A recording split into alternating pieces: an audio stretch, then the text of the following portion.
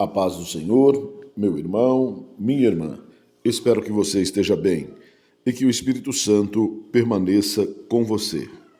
Esta é uma etapa em que o ministério do Espírito Santo, mais efetivo depois de seu derramamento pleno sobre toda a carne, pelas Escrituras relatado ali em Atos dos Apóstolos, capítulo 2. Estamos, portanto, vivendo a etapa da santificação, considerada a segunda etapa da salvação ou do processo de salvação, que começou na cruz efetivamente, estabelece a seguinte sequência: fomos salvos, estamos sendo salvos e seremos salvos. Para a compreensão disso, nós precisamos entender que há três etapas nesse processo de salvação. Fomos salvos do preço do pecado na cruz. Estamos sendo salvos do poder do pecado através da santificação. E seremos salvos da presença do pecado por ocasião do resgate da igreja, da ascensão da igreja e a sua saída definitivamente da presença do pecado. Amém? Eu quero hoje tomar como base, tomar como alicerce, como ponto de partida para a nossa meditação, um texto que está no livro de Jó, capítulo 2, do versículo 1 até o versículo 10. Segundo a Nova Almeida atualizada, o texto diz assim: num dia em que os filhos de Deus vieram apresentar-se diante do Senhor, veio também Satanás, entre eles, apresentar-se diante do Senhor. Então o Senhor perguntou a Satanás: de onde vem? Satanás respondeu ao Senhor: de rodear a terra e passear por ela. E o Senhor disse a Satanás: você reparou no meu servo Jó? Não há ninguém como ele na terra. Ele é um homem íntegro e reto, que teme a Deus e se desvia do mal. Ele ainda conserva a sua integridade, embora você me incitasse contra ele para destruí-lo sem causa. Então Satanás respondeu ao Senhor: pele por pele. Um homem é capaz de dar tudo o que tem pela sua vida, mas estende a sua mão e toca nos ossos e na carne dele, para ver se ele não blasfema contra ti na tua face. Então o Senhor disse a Satanás: você pode fazer com ele o que quiser, mas poupe-lhe a vida. Então Satanás saiu da presença do Senhor e feriu Jó com tumores malignos, desde a planta do pé até o alto da cabeça. Jó, sentado em cinza, pegou um caco de barro para com ele raspar as feridas. Então a mulher dele disse: você ainda conserva a sua integridade? Amaldiçoe a Deus e morra. Mas Jó respondeu: você fala como uma doida. Temos recebido o bem de Deus, e o mal não receberíamos? Em tudo isso, Jó não pecou com seus lábios. A mulher, historicamente tida ou vista como o vaso mais frágil por causa de um preconceito, ou o que eu chamaria teologicamente de um erro exegético, de uma má compreensão do quadro completo, erro de interpretação contextual, né? O que inclusive chega ao ponto de gerar torções graves da doutrina, dando base para o surgimento de seitas que levam à prática errada das Escrituras Sagradas por causa de textos isolados e fora, né, de um contexto lógico. Por isso, quero trazer um texto dentro do seu microcontexto. Quero ler segundo a Nova Almeida atualizada ainda, a carta que Pedro escreve à igreja, capítulo 3, versículo 1, que diz assim: igualmente vocês, esposas, estejam sujeitas, cada uma ao seu próprio marido, para que, se ele ainda não obedece à palavra, seja ganho sem palavra alguma por meio da conduta de sua esposa. Indo lá ao versículo 7, nós vamos ler: maridos, vocês igualmente vivam a vida comum do lar com discernimento, dando honra à esposa por ser a parte mais frágil e por ser co-herdeira da mesma graça da vida. Agindo assim, as orações de vocês não serão interrompidas. Amém? Obviamente que a peça adjuntora, quando falha no seu papel, compromete o funcionamento da peça principal, ou seja, leva a falhar também, porque tem o papel de auxiliar, de dar suporte, não é? Assim é a mulher na relação.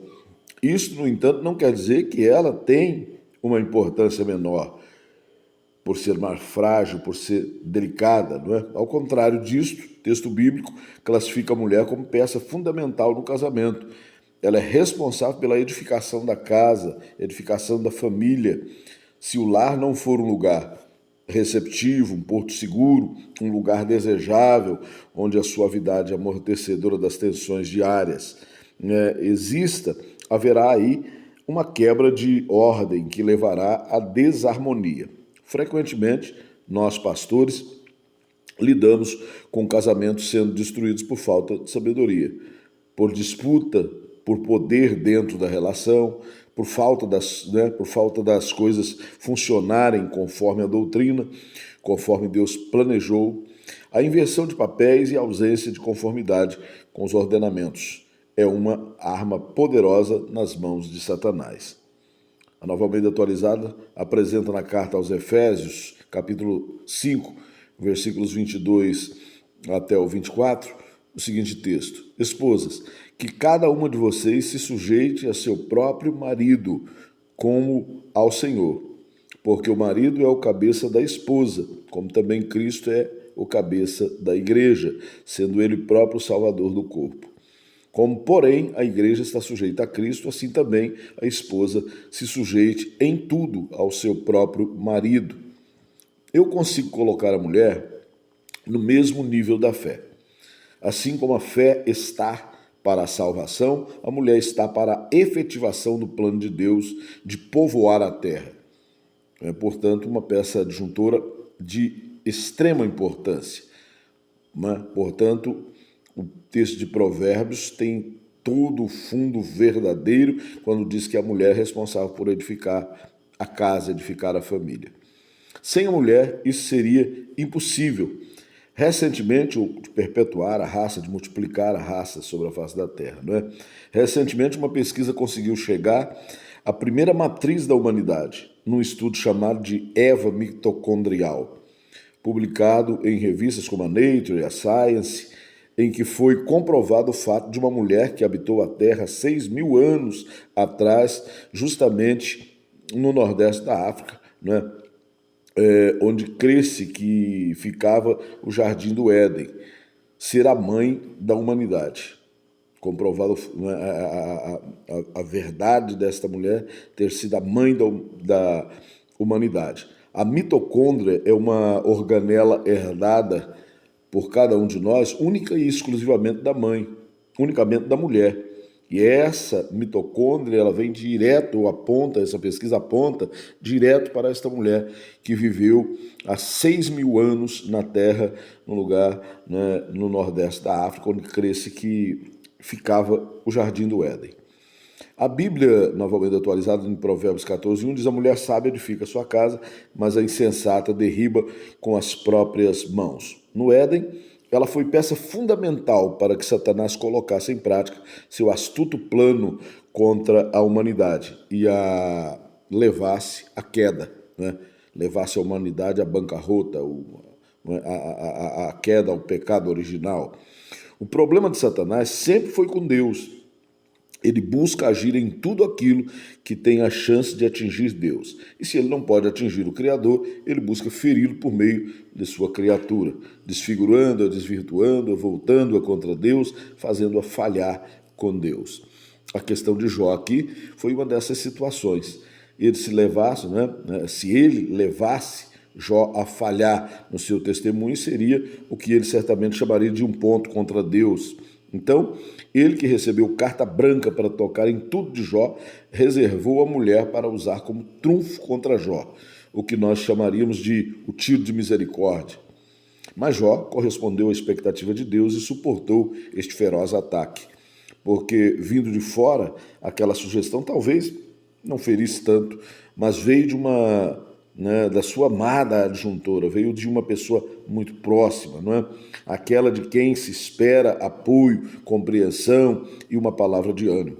Satanás estava, no entanto, abastecido de trunfos, e os amigos de Jó, estavam reservados para o ataque seguinte, aos quais Jó responde, segundo a Nova Almeida Atualizada, ainda no capítulo 19, versículo 25, porque eu sei que meu Redentor vive e por fim se levantará sobre a terra.